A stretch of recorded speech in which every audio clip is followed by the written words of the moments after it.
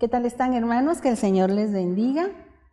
En esta hora pues tengo el gran privilegio de poder platicar, conversar un poco acerca de la palabra y les quiero hablar de este tema que he titulado La roca y la arena. Pero antes quiero que oremos en el nombre de Jesús para que el Señor tome control de todo y que esta sea una palabra de mucha bendición para la vida de ustedes.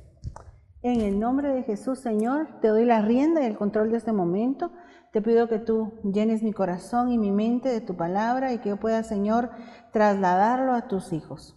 Te ruego, Señor, que seamos esa tierra fértil, esa tierra negra, abonada, bendecida, que lleva mucho fruto delante de ti y que estos sean clavos hincados en nuestro corazón en esta tarde. Bendícenos a través de tu palabra, danos este tiempo, Señor, en donde podamos estar absortos escuchando lo que tú quieres decirnos. En el nombre de Jesús, gracias. Amén y amén. Bueno, entonces, como te decía, el tema se titula La roca y la arena y nos vamos a ir de lleno a Mateo 7, 24 y 25. Vamos a empezar por la lectura de esos dos versos. Ahí tú podrás leer conmigo donde dice: cualquiera pues que me oye estas palabras y las hace, le compararé a un hombre prudente que edificó su casa sobre la roca. Entonces aquí nos está haciendo el Señor, nos está señalando hacia lo que es ser un hombre imprudente y lo que es ser un hombre prudente. En esta primera parte, Él nos está diciendo que Él considera prudente al hombre que edifica su casa sobre la roca. Este hombre dice que cuando descienda la lluvia y cuando vengan los ríos y soplen los vientos, como dice ahí en el verso 25, y golpeen contra lo que Él edificó, no se le va a caer lo que Él hizo, porque Él se fundamentó sobre la roca. Usted y yo sabemos perfectamente que la roca es Cristo, como dice en la cita que usted puede ver ahí en su pantalla a continuación, de 1 Corintios 10:3. ¿Cómo es importante todos estos versos? Aunque nosotros lo sepamos de memoria, aunque lo hayamos escuchado muchas veces, es necesario recalcar que nuestra roca es Jesucristo.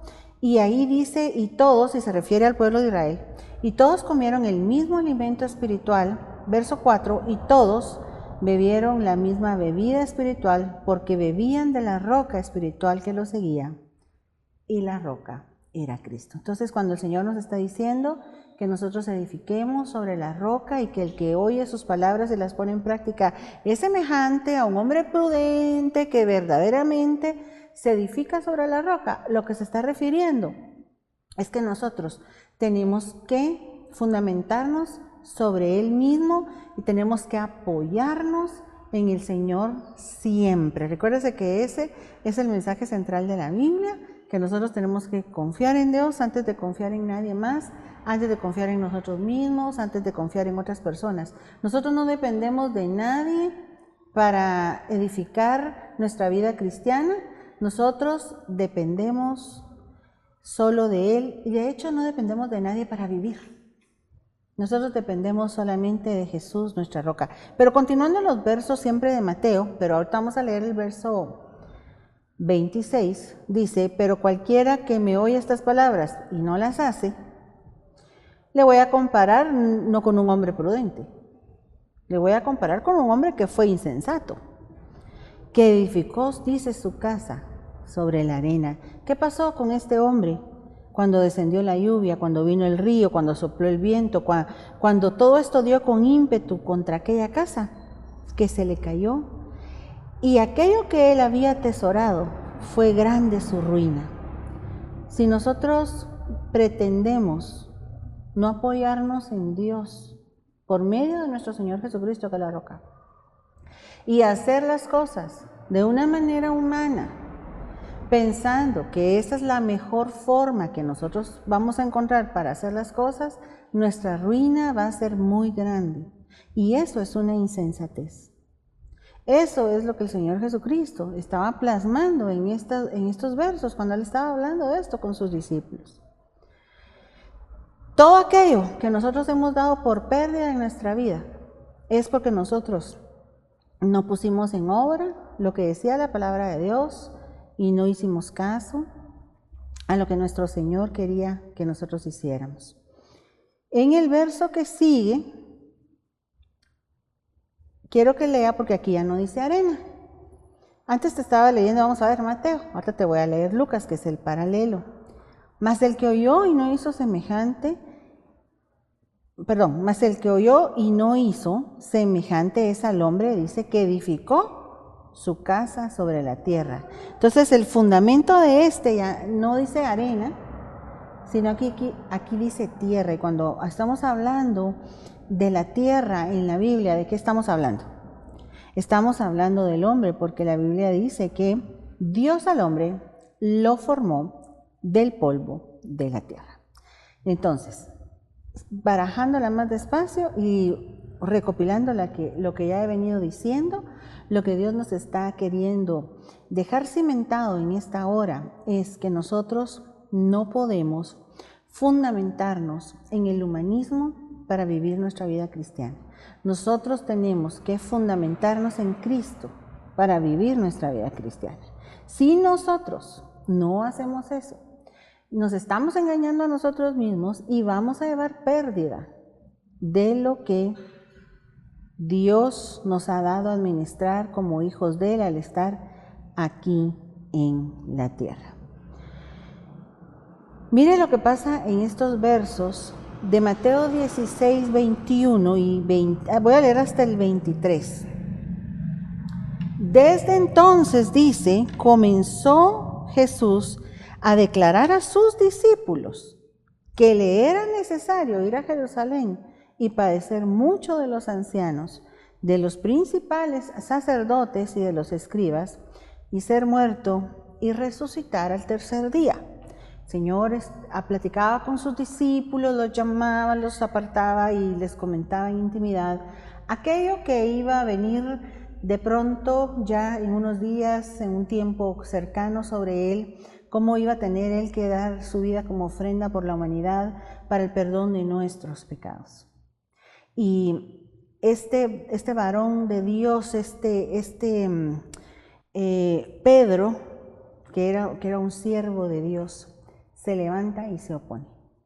Y le dice al Señor en el verso 22, entonces Pedro, dice, tomándolo aparte, comenzó a reconvenirle diciendo, Señor, ten compasión de ti. En ese momento Pedro entra en un estado de humanismo. Activó su botón de humanidad y le dijo, no, Señor, ¿cómo vas tú a padecer eso? Ten compasión de ti. De ninguna manera, Señor, esto te acontezca. El Señor se volvió y le dijo a Pedro, quítate delante de mí, Satanás. Me eres tropiezo. El Señor tenía una comisión de parte de Dios. Él tenía un designio, Él tenía algo que hacer en la tierra. Pedro le estaba haciendo de tropiezo al meter su humanismo. Porque no pones la mira en las cosas de Dios, sino que pones la mira en las cosas de los hombres, humanismo. Nunca había terminado de entender por qué en el mismo verso 23 se mencionaba a Satanás y al humanismo. Pero ahora, indagando un poquito más acerca de esto y aprendiendo acerca de cómo es la doctrina satánica y que el Señor reprenda al diablo, ellos tienen, la Biblia de ellos, de los satanistas, son 4 tomos, son 4 libros. Eso es el compendio que hace la Biblia de ellos. Y los primeros 2 hablan de su ideología. Y ellos recalcan ahí que ellos no son adoradores de Satanás, sino que son adoradores del humano. Por eso es que el Señor unifica. La Biblia esta fue hecha en los años 60 y esto que el Señor le está comentando aquí a Pedro fue hecho mucho tiempo atrás. Pero la ideología que el enemigo nos quiere vender a nosotros es que nosotros estamos por sobre todas las cosas. Y es necesario que nosotros entendamos que cada vez que defendemos el humanismo, estamos metiéndonos en una parte muy oscura, en una parte espiritual en donde corremos peligro. Y tenemos que aprender a separar, no ser, temerosos de ser radicales con el humanismo, sino que tenemos que apartar una cosa de la otra, porque el Señor ciertamente le dijo a Pedro, quítate delante de mí, Satanás. Y ahí es donde yo miro que las dos cosas son igualmente dañinas. Cuando David, en Primera de Crónicas 21, 1 y 2, hace el censo aquel que provocó la peste, ¿se recuerda? Uno lee, pero Satanás se levantó contra Israel e incitó a David a que hiciese el censo de Israel. Nuevamente está metido el enemigo en estos versos de la Biblia. Y dijo David a Joab y a los príncipes del pueblo, id, haced censo de Israel desde Berseba hasta Dan, e informadme sobre el número de ellos para que yo lo sepa. Si tú vas a ir a la guerra y estás pidiendo saber el número de las personas que van a ir contigo a la guerra, lo que tú estás haciendo es midiendo tu fuerza humana. Él dejó de confiar en Dios y le fue tomado por pecado y el Señor mandó una plaga. Y para que la plaga se interrumpiera, David tuvo que ofrecer un holocausto al Señor y comunicarse con Él y pedirle perdón. Le dijo que su pecado había sido delante de Él. ¿Pero qué pecado? Tú lo lees y dices, pero bueno, ¿y qué fue lo que hizo, pues? Lo que hizo fue dejar de apoyarse en Dios, dejar de apoyarse en la roca, para empezar a apoyarse con lo que Él contaba, con la cantidad de hombres con la que Él contaba. Así de delicado es. Y una cosa empalma con la otra. Por eso es que menciona al enemigo ahí. Pero Satanás se levantó contra Israel, dice el verso 1, incitando a David a que pusiera sus fuerzas en lo humano.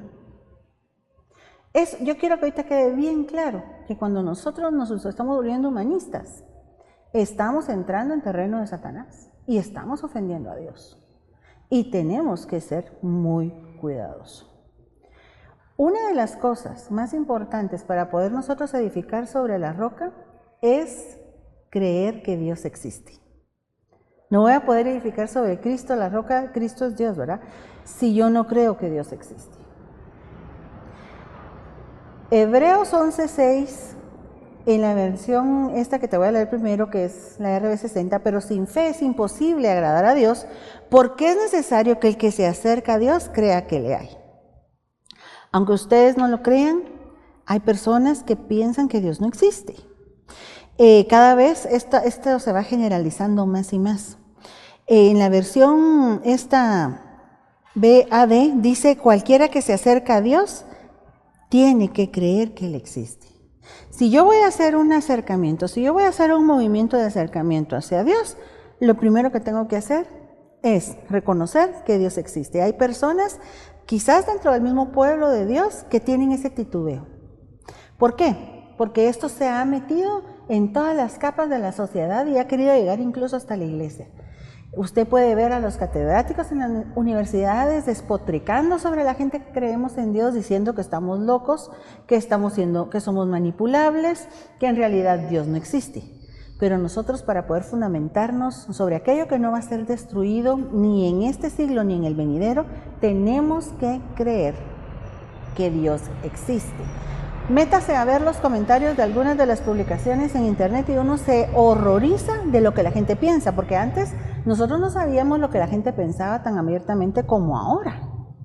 Que uno se puede meter, a veces hasta es obsceno meterse a ver lo que la gente piensa de Dios. Es increíble cómo eso gota a gota ha llegado a la mente de la gente y han llegado a trastocar incluso las creencias más firmes que la humanidad ha traído por mucho tiempo. Todo tipo de religiosidad me refiero, pero ya llegar a decir que Dios no existe. Entonces, ¿qué dice la Biblia al respecto? Bienaventurados los que sin ver creyeron. Juan 20:29. Jesús le dijo a Tomás, porque me has visto, creíste. Bienaventurados los que no vieron y creyeron. Nosotros somos esos bienaventurados. Nosotros somos esos que sin haber visto a Dios tangiblemente, hemos creído en Él. Hemos creído en su Hijo y estamos edificando sobre la roca. Y grande va a ser nuestro galardón. En el Salmo 19, de los versos 1 al 4, dice que Dios es innegable. Los cielos mismos cuentan la gloria de Dios. Y el firmamento anuncia la obra de sus manos. ¿Cómo pueden ellos negar la existencia de nuestro Dios Todopoderoso? Un día, dice, emite palabra, otro día, y una noche a otra noche declara sabiduría. No hay lenguaje, ni palabras, ni es oída su voz. Por toda la tierra salió su voz, y hasta el extremo del mundo, dice sus palabras. En ellos puso tabernáculo para el sol. Entonces, la misma creación derriba todas las creencias de las personas que aseguran que Dios no existe. Por ejemplo, en Europa eso es bien, se ha proliferado mucho. Ellos muchas veces llevan sus vidas como animales. Que Dios me perdone, no todos, pero la moral se ha perdido bastante. Pero todo empezó con estas creencias. Cuando la gente dejó de poner su mirada en Dios y puso su mirada en el humanismo y empezó a rechazar todo lo que venía y empezaron a decir, no solo que Dios no existe, sino que el mal no existe. Pero yo le quiero decir a usted que el mal sí existe. La creencia de estas personas es que si no hay mal, tampoco hay bien. Que las cosas no son blanco y negro. Pero eso no es lo que nos ha dicho Dios a nosotros. Miren lo que dice el Salmo 14:1. Dice el necio en su corazón, o sea que ellos han caído en necedad delante de Dios. No hay Dios. Se han corrompido, hacen obras abominables, La maldad existe y nosotros la podemos ver solo con leer los noticieros. Todas las cosas que están haciendo. Aún en nuestra misma sociedad, no digamos en otros países donde abiertamente declaran que Dios no existe. Pero aquí donde todavía las cosas son veladas, es impresionante. Una mujer que tuvo encadenado a su hijo por más de 20 años. Una mujer que tiró al río de aguas negras a su bebé. Y podríamos seguir y seguir. Y no solo mujeres hacen eso, pues los hombres también a veces hacen cosas abominables. Pero nosotros tenemos que guardar nuestro corazón de todo esto y entender que el mal sí existe. Que verdaderamente tenemos que tener un límite. Yo conozco tus obras, dice el Señor en Apocalipsis 3:15, que ni eres frío ni caliente. Ellos dicen que no hay ni blanco ni negro, solo hay una escala de grises en medio. Que ni eres frío ni caliente. Ojalá fueses frío o caliente, pero por cuanto eres tibio y no frío ni caliente, te vomitaré de mi boca. Sí, señoras y señores, sí existen desbalances, o todo negro o todo blanco, o todo frío o todo caliente. Sí existe el bien y sí existe el mal, y el Señor nos está llevando a nosotros hacia su Hijo Jesucristo para que nosotros estemos del lado positivo. En Jeremías 11:8 leemos, cada uno se fue tras la imaginación de su malvado corazón. ¿Pero por qué? Al principio del verso dice, porque no oyeron ni inclinaron su oído. La gente se hastió de escuchar a Dios, cuando lo que nos da vida es su palabra, porque es una palabra que está viva. Por tanto, dice el Señor, si hay consecuencias, por tanto traeré sobre ellos todas las palabras de este pacto, el cual mandé que cumpliesen, y no lo cumplieron. Segunda de Corintios 5:10, porque es necesario que todos nosotros, si hay consecuencias, le decía ahora, comparezcamos ante el tribunal de Cristo, para que cada uno reciba según lo que haya hecho mientras estaba en el cuerpo, sea bueno o sea malo. Entonces, el inciso que estamos viendo se llama el mal existe. Y si existe el mal, existe el bien porque nuestro Dios es bueno. Vamos a ver aquí otra vez. Si decimos que no tenemos pecado, si decimos que el mal no existe, nos engañamos a nosotros mismos. Primera de Juan 1:8. Y la verdad no está en nosotros. Versículo 9. Si confesamos nuestros pecados, Dios es fiel y justo para perdonar nuestros pecados, dice, y limpiarnos de toda maldad. Es bien importante que tú sepas que el mal existe.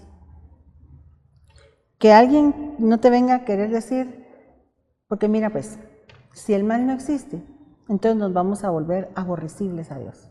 Nos vamos a volver abominables a Dios. Porque si el mal no existe, entonces nada de lo que hago es malo. Y eso no es lo que dice la Biblia. Si el mal no existe y el bien no existe, nadie es bueno y nadie es malo. En realidad todo es relativo. Pero eso no es lo que dice la Biblia. La Biblia dice que vamos a ver consecuencias de la maldad del hombre. El hombre animal y el hombre espiritual. Mire pues, el hombre natural no percibe las cosas que son del Espíritu de Dios, porque para él son locura y no las puede entender porque se han de discernir espiritualmente. En cambio, el espiritual juzga todas las cosas, pero él no es juzgado de nadie. Esta gente que piensa que Dios no existe, ellos dicen que el hombre no tiene que rendirle cuentas a nadie, porque no existe ni el mal ni el bien, lo cual ya le dije que es falso, ¿va? Ellos también piensan que nosotros somos seres instintivos y que tenemos que, como animales, seguir nuestros instintos. Y la Biblia sí habla del hombre natural. El hombre que no ha aceptado a Cristo, dice la Biblia, que es natural. Y cuando uno va a ver al original, ahí le puse ahorita la cita de G5591, el hombre natural también se puede traducir el hombre animal, el hombre bestial. Entonces ellos dicen que no tenemos a quién rendirle cuentas. Primero porque Dios no existe, segundo porque nada es bueno y nada es malo porque todo es relativo. Y que siendo nosotros seres animales nos tenemos que dejar llevar por nuestros instintos porque si no, no vamos a encontrar la felicidad, pero eso no es cierto. Si nosotros nos dejamos llevar por nuestros instintos, entonces quitamos todas las barreras y todos los límites. Pero nosotros no somos hombres naturales. Nosotros somos seres espirituales, dice el verso 15. En cambio, el espiritual juzga todas las cosas, pero él no es juzgado de nadie. Tú tienes el Espíritu de Dios. En Romanos 6:12 hasta el verso 14 le dice, no reine pues el pecado en vuestro cuerpo mortal, de modo que lo obedezcáis a vuestro cuerpo en sus concupiscencias.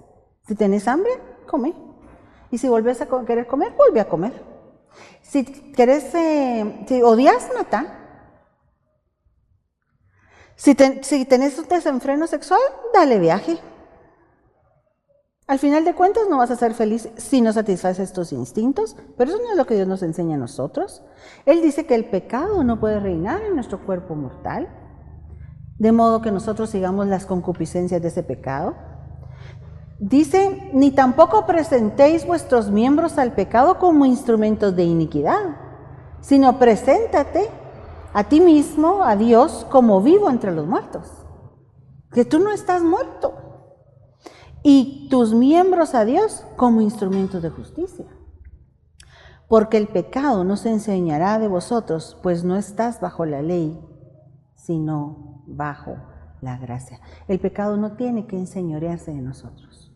Nosotros somos tabernáculo del Dios viviente y nos estamos guardando para Él. porque un día nosotros vamos a darle cuentas a Dios. Nosotros somos seres eternos, nuestros espíritus están desde la eternidad, y cuando venimos aquí a la tierra no venimos por gusto, tenemos una comisión que cumplir de parte de Dios. Eclesiastés 3:11 dice que Dios todo lo hizo hermoso en su tiempo, pero mire, y ha puesto eternidad en el corazón del hombre, sin que alcance el hombre a entender la obra que ha hecho Dios desde el principio hasta el fin, y esa eternidad es el espíritu humano. Nosotros instintivamente sabemos y buscamos esa parte. Nosotros no podemos decir que cuando nos muramos ahí acabó todo, porque eso es lo que esta corriente cree. Que el día que te muras, ahí se terminaron las cosas. Si yo le digo a alguien, mira, el día que te muras, ya ahí se acaba todo, tú ya no vas a tener. ¿Cuánto he visto yo esto en las películas, en las series? Que el protagonista de la película dice, yo no creo en Dios. Después de la vida ya no hay nada. Como que a nosotros nos tuvieran baboseados, cuando a los que los tienen baboseados es a ellos. Porque cuando ellos se despierten a aquella realidad, se van a dar cuenta que los engañaron. Porque si tú vivís tu vida sin creer que hay un después de aquí, tú quitas todos los límites y verdaderamente le das viaje a tus instintos. Y vivimos nuestra vida sin freno. Y eso es lo que el enemigo quiere. Por eso es que el humanismo y el satanismo son la misma cosa. Y que el Señor lo reprenda. Porque nosotros no vamos a seguirle el juego. Nosotros sabemos, porque Dios ha puesto eternidad en nuestro corazón, que hay una vida después de esta. Y no solo eso, que cuando venimos aquí, nosotros teníamos una comisión que cumplir de parte de Dios, cada uno de nosotros, grande o pequeña. En Gálatas 1:15 y 16 dice, agradó a Dios que me apartó desde el vientre de mi madre y me llamó. Tenía un llamamiento. Tú tienes un llamamiento. Me llamó por su gracia, revelar a su Hijo en mí para que yo le predicase entre los gentiles. O sea que, grande o pequeño, tú tienes algo que darle a los demás de parte de Dios y esa es tu comisión. Póngale la persona que haya llevado y compartido el Evangelio con uno de los más grandes siervos de nuestra época contemporánea. Quizás esa persona no tuvo un gran ministerio. Quizás fue la mamá de alguien. Y quizás no destacó dentro de la congregación, dentro del templo, pero su hijo, a quien ella le sembró la semilla, ¡pum!, hizo muchas cosas para Dios. Entonces, tan grande es el papel de uno como el del otro, porque cada uno cumplió su papel y su comisión de parte de Dios aquí en la tierra. Que no te engañen diciendo que tú no tienes una responsabilidad de parte de Dios aquí. Tú tienes un llamado. En este caso, para que yo le predicase, dice, entre los gentiles, para que él predicase de Cristo entre los gentiles. Entonces, en Efesios 1:4, puede usted ver que Dios nos escogió a nosotros antes de fundar el mundo. Eternidad. Eternidad. Para que nosotros fuéramos santos y sin mancha delante de Él. En amor, habiéndonos predestinado para ser adoptados hijos suyos por medio de Jesucristo, según el puro afecto de su voluntad, para alabanza de la gloria de su gracia, con lo cual nos hizo aceptos en el amado. Sí hay una eternidad en ti, sí hay una vida después de esta, y sí hay un propósito por el cual Dios te envió a ti a la tierra. Solo tienes que creerlo. El creador del universo no es una energía, como dicen. Una energía que no ama a nadie porque no le interesa al hombre. El creador del universo se llama Dios. Y Dios te ama. Primera de Juan 4:16 dice, Dios es amor. Y nosotros hemos conocido y creído el amor que Dios tiene para con nosotros.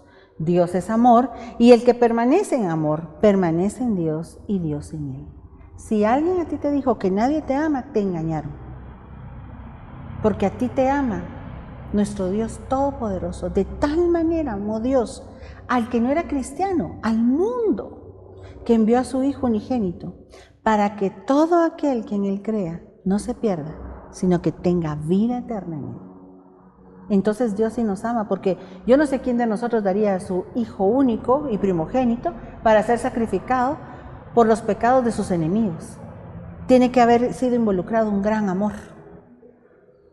Y ese amor es el que nosotros tenemos que conservar ahora. Como dice Judas 1:21, conservaos en el amor de Dios, esperando la misericordia de nuestro Señor Jesucristo para vida eterna.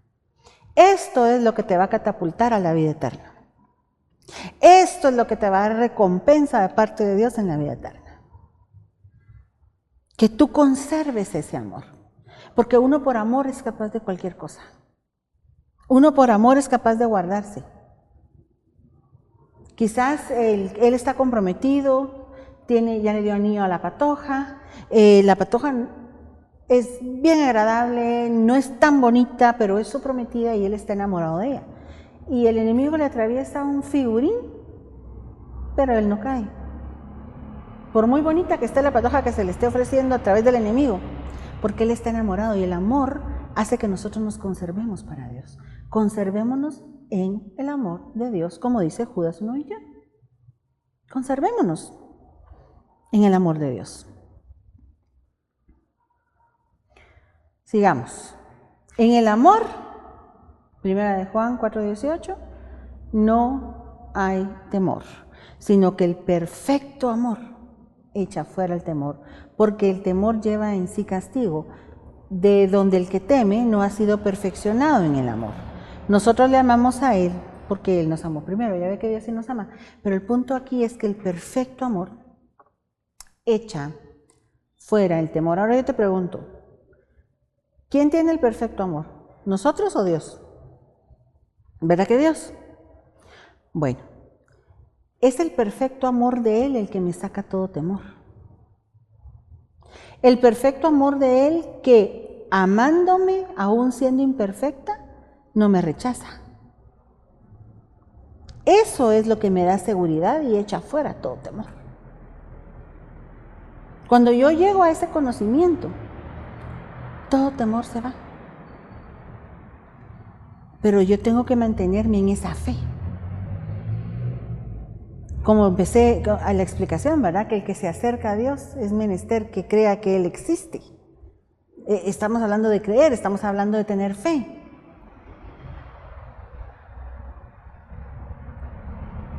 Es ese amor el que nos va a llevar hasta el final. Nosotros no podemos vivir nuestra vida como que no le importamos a nadie. Nosotros no podemos vivir nuestra vida como que Dios no existe, como que es una energía.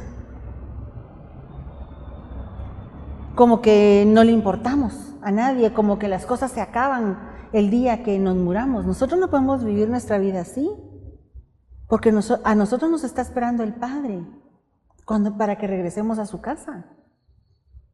Y dentro del amor está el amar a los demás. Está el no incentivar el odio y la venganza, sino amar a Dios por sobre todas las cosas y al prójimo como nos amamos a nosotros mismos. En esa forma, verdaderamente, nosotros vamos a ir dejando el humanismo atrás. Por eso Pedro le estaba diciendo al Señor, pero ¿cómo te vas a hacer eso a ti? ¿Cómo le vas a hacer eso a tu humanidad? ¿Cómo vas a ir a la cruz? Pero el Señor estaba amando a los demás como a sí mismo, y por eso es que pudo ir a la cruz por ti y por mí. Porque tuvo compasión de nosotros, se puso en nuestros zapatos, tuvo empatía y dijo, no sé qué dijo, ¿verdad? Pero usted, déjeme que me imagine, Dios mío, esto se va a ir al infierno si no hago algo. Y mostró misericordia al ir a la cruz. Aquel, dice Lucas 10:27, respondiendo, dijo, amarás al Señor tu Dios con todo tu corazón, con toda tu alma, con todas tus fuerzas y con toda tu mente, y a tu prójimo lo vas a amar como te amas a ti mismo. Primera de Juan 3:15 y 16. Todo el que aborrece a su hermano es homicida. Y vosotros sabéis que ningún homicida tiene vida eterna permanente en él. Si queremos llegar a parecernos a Cristo lo más posible y tener los galardones que Dios tiene preparados para nosotros después de esta dispensación, vamos a tener que deshacernos de todo odio. El odio y la venganza no son sentimientos relativos a nosotros. Los rechazamos en el nombre de Jesús porque somos cristianos. En esto conocemos el amor, en que Él puso su vida por nosotros. También nosotros debemos poner nuestra vida por los hermanos. La pregunta es si estaremos en esa capacidad, si estaremos a ese nivel de llegar nosotros también a poner la vida por los otros, como lo hizo el Señor, de amarlos como si ellos fueran nosotros mismos. Hasta ahí nos quiere llevar Cristo, porque al final de cuentas todos nosotros somos parte del mismo cuerpo.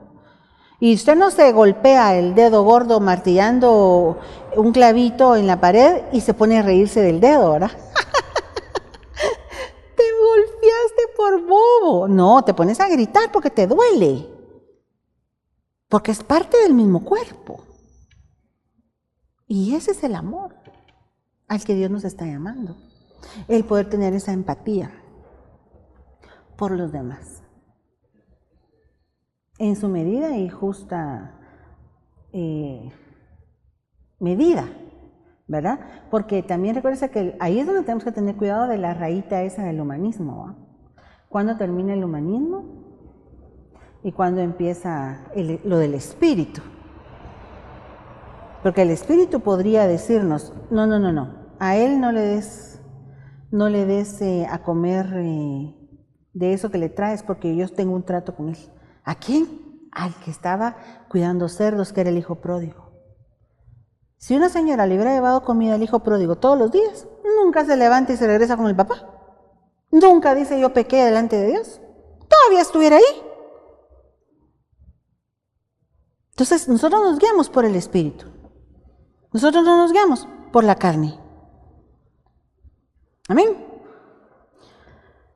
Nunca pagues a nadie mal por mal. Esto está en Romanos 12, 17, 18 y 19. Porque yo les quería hablar un poquito acerca de la venganza. Dice, respetad lo bueno delante de todos los hombres. Si es posible, en cuanto de vosotros dependa, estad en paz con todos los hombres. Amados, nunca os venguéis vosotros mismos, sino dad lugar a la ira de Dios, porque escrito está, mía es la venganza, yo pagaré, dice el Señor. Amén. Entonces, una cosa, poder ponernos en el lugar de los demás, y la otra es que si alguien nos hace daño, en cuanto de nosotros dependa, dice el verso 18, estemos en paz con todos. Porque nosotros sí sabemos que hay algo después de esta vida y que vamos a entregar cuentas. Y el Señor dijo que quien no perdona, su Padre tampoco lo va a perdonar. Entonces necesitamos encontrar ese perdón. Pero eso es una disciplina en la cual tenemos que meternos. Es un proceso. El perdonar es un proceso, ¿verdad? Entonces, tú empiezas tu proceso. Entonces, empezás diciendo, no, Señor, esto que estoy sintiendo por esta persona, qué feo. Empezás a notar, a caer en la cuenta de que algo no está bien. Empezás a analizar que te sentís herido. Entonces empezás a decirle, Señor, yo te entrego todo lo que siento por esta persona. Y a decir, Señor, yo perdono al fulano, yo perdono a la fulana en el nombre de Jesús. Y empieza ese proceso de sanidad en el corazón de nosotros y un espíritu de perdón de parte de Dios se posa sobre ti y entonces empiezas a ver cómo va cambiando tu actitud hacia esa persona. Quizás ya no van a ser amigos como eran antes, quizás ya no te vas a relacionar igual como te relacionabas antes, pero tú acá adentro en tu corazón sabes que una herida sanó. Eso solo lo puede hacer Dios. Eso solo Dios lo puede hacer. pero no todos cumplen ese proceso. Ahora, en la medida que tú vas siendo un cristiano ejercitado, llevas ese proceso casi como automáticamente. ¿Sabe cómo? Como cuando uno empieza a manejar y como cuando uno ya sabe manejar carro. Cuando uno empieza a manejar el carro, su mente está consciente de todo, ¿verdad? Primera. Hay que meter el clutch. Primera. Empieza a sacar un poquito, a meter un poquito el acelerador y a sacar un poquito el clutch, un poquito. Tu mente está consciente de todo. Así es al principio cuando uno empieza esos procesos de perdonar en Dios. Pero cuando el tiempo avanza, cuando tú vas madurando como cristiano, ya lo haces automáticamente. Ya cuando el que ya sabe manejar, ya cuando se mete al carro, no se recuerda cuántas veces metió clutch. Ya no se acuerda. El que manejó la primera vez dice, hoy metí el clutch tantas veces, quizás sí estaba bien consciente, ¿verdad? Hoy me tocó meter el clutch como 16 veces. Pero el que ya tiene esa facilidad, esa destreza de poder manejar, hasta va pensando en otra cosa. Va manejando y no está pensando en lo que está haciendo. Lo hace mecánicamente. Y así debería ser el perdón para nosotros los cristianos. Te hieren, perdonas. Te hieren, acelerar el proceso. Y decir, la perdono en el nombre de Jesús. Señor, envía un espíritu de perdón. Y que eso se vuelva un hábito de vida para ti. Porque nosotros no le podemos dar cabida ni al rencor, ni al odio, ni a la venganza. Porque nosotros sabemos que sí hay una vida después de esta y que vamos a tener que entregar cuentas no solo de lo que nos hicieron y cómo procesamos lo que nos hicieron, sino de cómo nosotros nos comportamos con otras personas. Y ahí el Señor dejó escrito que si yo no perdono, Él no me perdona a mí y yo sé que he cometido errores. Es mejor perdonar para poder encontrar ese perdón en Dios. Primera de Corintios 3:10, conforme a la gracia de Dios que me ha sido dada, yo como perito arquitecto puse el fundamento y otro edifica encima, pero cada uno mire cómo sobreedifica, porque nadie puede poner otro fundamento que el que está puesto, el cual es Jesucristo. Hoy estamos hablando de edificar sobre la roca. Y el fundamento para ti y para mí ya está puesto. Ese fundamento, el apóstol Pablo, que fue el perito arquitecto de la iglesia, que es el perito arquitecto de la iglesia, dice que ese fundamento no puede ser movido en ti porque tú ya eres cristiano. Pero que tú tienes que ver cómo sobreedificas. Si vas a sobreedificar prestando atención a las palabras del Señor Jesús, o si vas a hacer las cosas a tu modo, humanamente. Se recuerda que al principio le empecé diciendo que por fin había encontrado una relación entre las palabras que el Señor le dijo a Pedro, apártate de mí, Satanás, porque estás pensando en las cosas de los hombres. Y cómo también cuando David hizo el censo, dice que fue Satanás el que lo motivó en su corazón y lo que él hizo fue algo humano, que fue contar cuántos hombres contaba para ir a la batalla porque se estaba fundamentando en lo humano. Pues eso es relativo a lo que dice, yo no he leído, yo solo escuché un comentario de alguien que sí ya leyó la Biblia satánica. Y la Biblia satánica, como le dije al principio, tiene 4 tomos.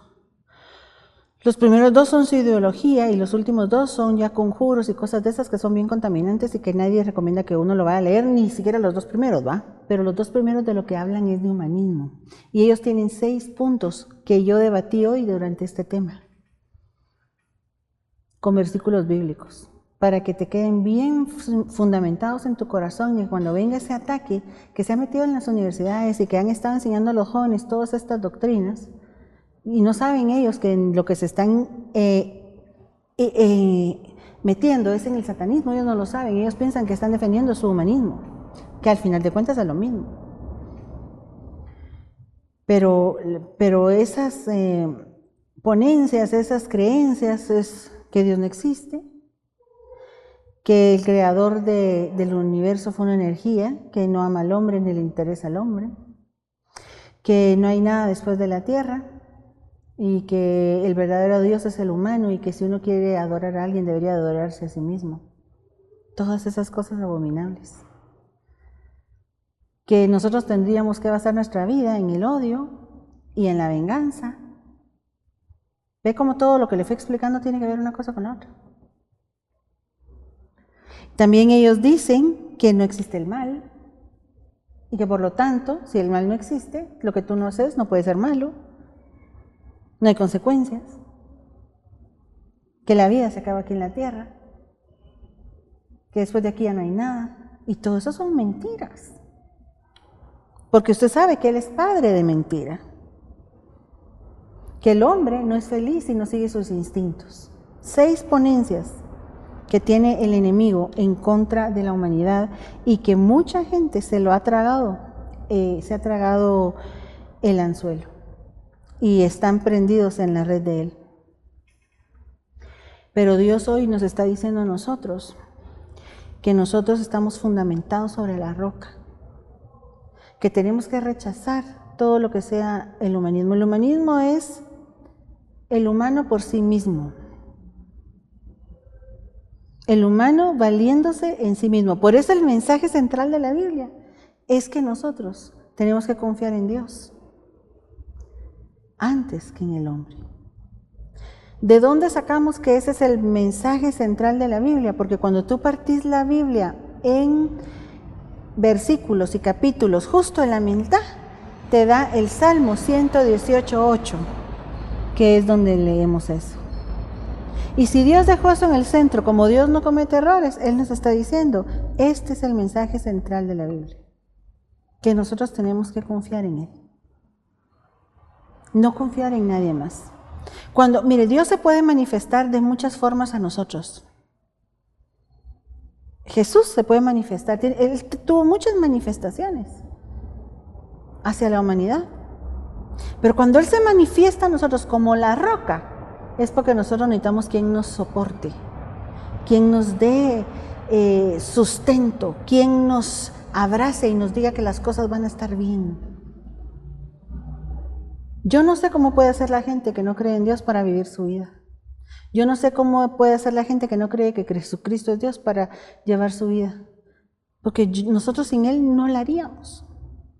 Él es nuestro soporte, Él es nuestro sustento, y nadie nos tiene que venir a convencer de que Él existe, porque las evidencias las hemos visto en nuestra vida día con día. Cómo detrás de una oración está su respuesta, cómo su cálido amor nos ha guardado en salud hasta hoy, cómo tantas cosas que podríamos ver, cómo aún en medio de una pandemia sostuvo nuestra economía.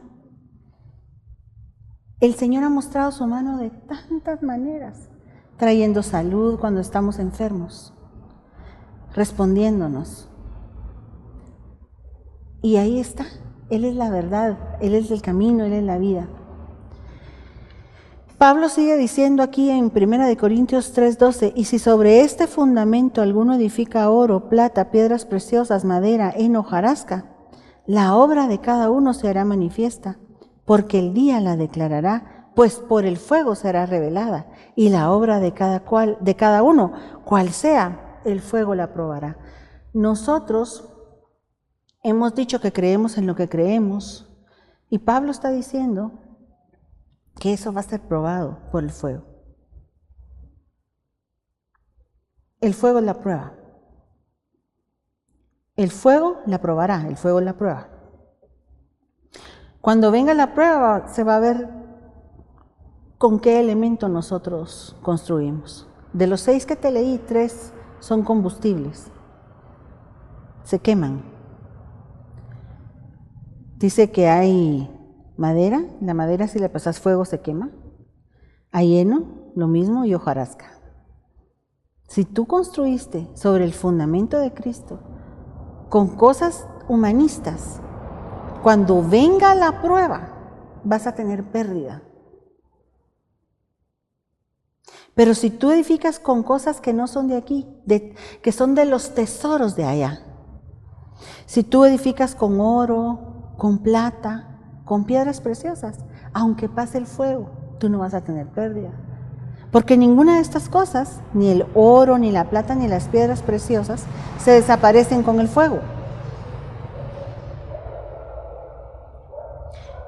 Pero el Señor nos está advirtiendo que lo que nosotros creemos va a ser probado.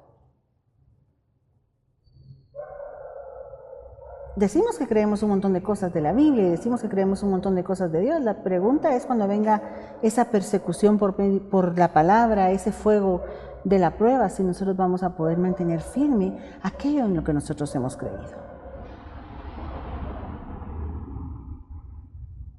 Si vamos a dar la talla para aquel Dios que no se negó a nosotros, sino que fue a la cruz por nosotros y que dio su vida en rescate por ti y por mí.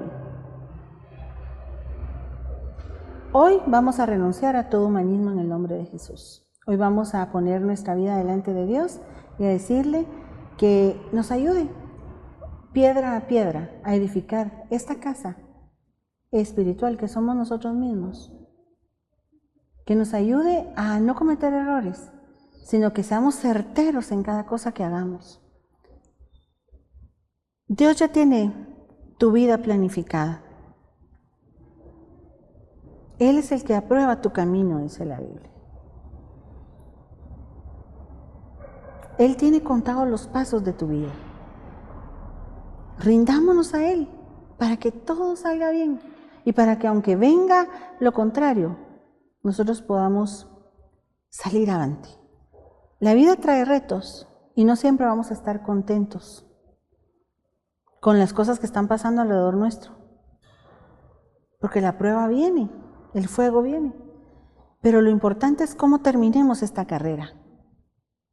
Oremos, pidámosle a Dios que Él nos auxilie. Rechazamos en el nombre de Jesús toda creencia mundana, Señor. Toda creencia que el mismo enemigo ha querido meter en las universidades, ha querido meter en los libros, ha querido meter en los medios de comunicación, ha querido meter en las noticias. Todo aquello, Señor, que personas inescrupulosas que van detrás del enemigo han querido someter a la sociedad a eso, nosotros lo renunciamos ahora en el nombre de Jesús. Yo renuncio a todo humanismo, yo renuncio a todo satanismo en el nombre poderoso de Jesús, y yo declaro que yo sí creo que hay un Dios, que yo sí creo que hay una vida después de esta, una vida eterna, que yo sí creo que Dios me va a galardonar por la vida que llevé aquí, y que también creo que el mal existe, pero que también tengo un Dios bueno, perdonador, que mira mis ofensas y es capaz con su sangre preciosa de su Hijo amado Jesucristo de limpiar mis vestiduras. Yo creo, Señor, que no me tengo que dejar llevar por mis instintos, porque yo no soy un animal, sino que tú pagaste precio de sangre por mí, y ahora soy un ser espiritual que tú estás levantando, que tú estás, Señor, moldeando a la imagen de tu Hijo Jesucristo. Así que yo renuncio a dejarme llevar por mis concupiscencias en el nombre poderoso de Jesús.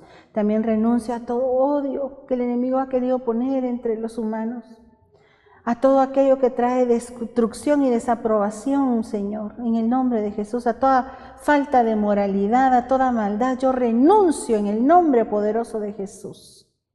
También, Señor, vengo renunciando a todo deseo de venganza. Hoy ponemos todo lo que nos han hecho mal a nosotros delante de ti, a tus pies, en el nombre poderoso de Jesús. Aquí está, Señor, no me sirve de nada, yo lo dejo detrás de mí y sigo caminando en este evangelio precioso al que tú nos has llamado a caminar, donde podamos tener tu naturaleza, y tu naturaleza es perdonadora. Ahora, Señor, yo pongo a estas personas que me hicieron daño delante de ti, en el nombre de Jesús.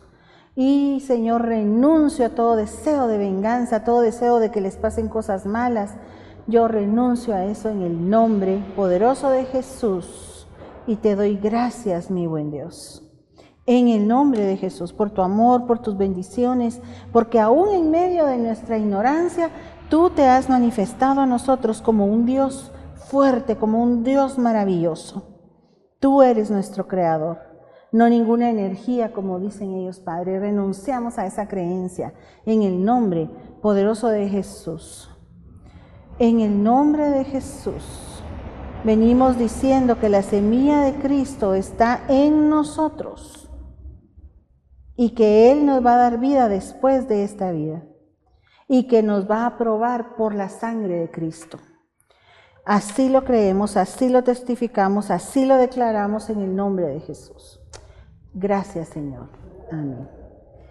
Espero que este tema haya sido de bendición para tu vida y te espero el próximo sábado, primero Dios, donde el Señor nos va a seguir compartiendo acerca de esta palabra que nos va edificando. Que el Señor te bendiga.